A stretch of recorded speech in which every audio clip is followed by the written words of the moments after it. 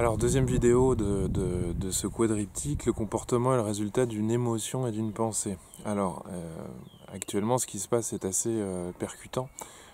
C'est que se met facilement en valeur ce qu'on appelle en psychologie cognitive les biais cognitifs. Alors, un biais cognitif, pour faire simple, c'est cette mécanique intérieure chez chaque être humain qui fait qu'on essaye d'observer la réalité un petit peu comme ça nous arrange, en minimisant certaines choses, en maximisant d'autres choses. Alors, je crois que vous voyez où je veux en venir. Beaucoup de personnes pensent que elles ne souffriront pas du virus. Moi, c'est différent, je peux sortir. Moi, je ne suis pas malade. La preuve, je n'ai pas de symptômes. Je crois que ça n'est pas la peine de vous faire un laïus là-dessus. Vous avez certainement à peu près tous compris que ne pas avoir de symptômes ne permet pas simplement de dire qu'on n'est pas malade. Qu'est-ce qui se passe derrière cette histoire ? Il me semble que c'est la question de l'autorité qui est remise en question, le refus du conformisme. Je vais vous conter encore une histoire terrible du moment, terrible parce qu'elle est criante de bêtises, et il semblerait qu'elle est vraie, même si j'ai mis du temps à l'accepter. Une Instagrammeuse aurait proposé un challenge qui était de lécher les cuvettes de WC d'avion. Alors pourquoi faire ? C'était juste avant le confinement. L'idée était peut-être de conjurer le sort par rapport au coronavirus. Une forme de défiance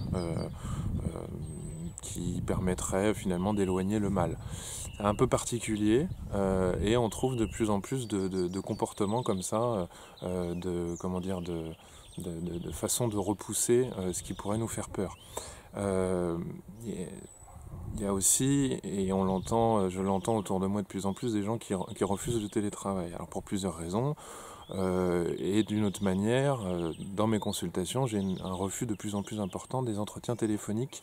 Alors peut-être que les gens ont tout simplement envie d'arrêter leur suivi et il n'y aurait pas de souci par rapport à ça. Mais il m'a été à plusieurs reprises demandé des rendez-vous physiques au cabinet médical dans lequel je travaille. Ce qui pose des questions quand même, puisque vous êtes amené en tant que thérapeute à dire aux gens de faire attention à eux, qu'évidemment ce déplacement n'est pas permis par le gouvernement actuellement, et qu'également, pour des raisons de sécurité, la mienne pourquoi pas, mais surtout celle de ceux qui veulent venir, mais il faudrait peut-être faire attention à cela, faire attention à son propre entourage, et les gens m'ont expliqué qu'ils n'avaient pas de symptômes, donc ils pouvaient tout à fait venir à l'entretien, et la plupart du temps ça s'est soldé par un arrêt de suivi ou par une demande de repousser d'ici quelques mois. Bon, donc on est dans quelque chose où nous ça ne nous touche pas, nous c'est différent, nous c'est pas comme les autres. On a un étudiant sur une télévision, une chaîne d'information qui expliquait au pied d'université que le coronavirus ça suffit et que de toute façon ça ne touche pas les jeunes et qu'ils en ont marre de toute cette publicité. Donc il y a un repli personnel qui s'opère de plus en plus, et puis évidemment un repli économique qui va de pair, puisque les gens ont un peu plus de difficultés à payer les choses, ne sachant pas si en amont on va pouvoir également les payer. Donc tout le système est d'une certaine manière un petit peu bloqué. J'observe aussi qu'il y a une gestion des priorités qui est un petit peu à l'envers, un peu inversée. Les gens peuvent être débordés chez eux. Pourquoi ? Parce que déjà une première chose, ils peuvent céder un peu à la panique, et puis deuxièmement, peut-être qu'ils déléguaient un petit peu avant à leur conjoint et à l'école la gestion des enfants ou aussi la gestion de la maison, et que d'un seul coup ça n'est plus le cas. Certaines entreprises font prendre des risques complètement inconsidérés à leurs salariés ou vont proposer des choses paradoxales, à savoir rester chez vous et en même temps faites du télétravail, en même temps le télétravail n'est pas permis, donc faites quelque chose. Des entreprises demandent à ce que les gens viennent de manière bénévole, à leurs risques et périls, tout en leur disant qu'officiellement ils doivent rester chez eux. Donc c'est un petit peu la panique également. On peut critiquer la communication un peu paradoxale du gouvernement, mais on peut aussi dire que ça se reflète chez les gens et par l'intermédiaire dans les institutions, dans les entreprises. On a également les achats inutiles qui ont toujours eu lieu de toute façon, de toute manière. Les gens achètent et on en fait tous partie des choses qui sont inutiles, mais avec la question du stockage actuellement. Donc le comportement est bien le résultat d'une émotion et d'une pensée.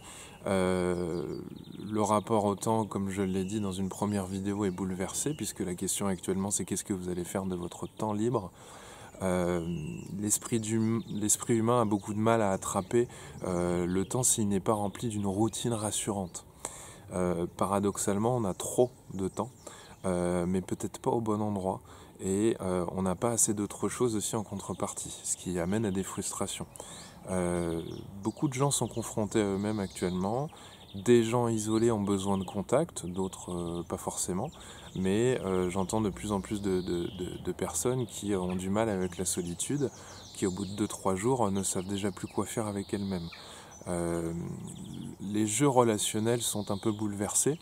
C'est-à-dire que si quelqu'un avait pris pour habitude de vous culpabiliser, de vous raccrocher au nez, quand cette personne est toute seule chez elle, d'une certaine manière, elle n'est plus en position de force. Donc les rapports humains sont bouleversés, puisque ce qui subsiste maintenant, c'est la voix et l'image par l'entremise de la nouvelle technologie. Donc on ne peut plus jouer du rapport, de rapprochement ou d'éloignement physique qui régule beaucoup notre société. Cette crise-là, elle relativise les possessions, l'esprit du toujours plus, puisque on risque de perdre ce qui nous paraît acquis. Le sol s'effrite peu à peu, ce qui va amener à la troisième vidéo dans laquelle je vais vous parler de la question du vide. Voilà.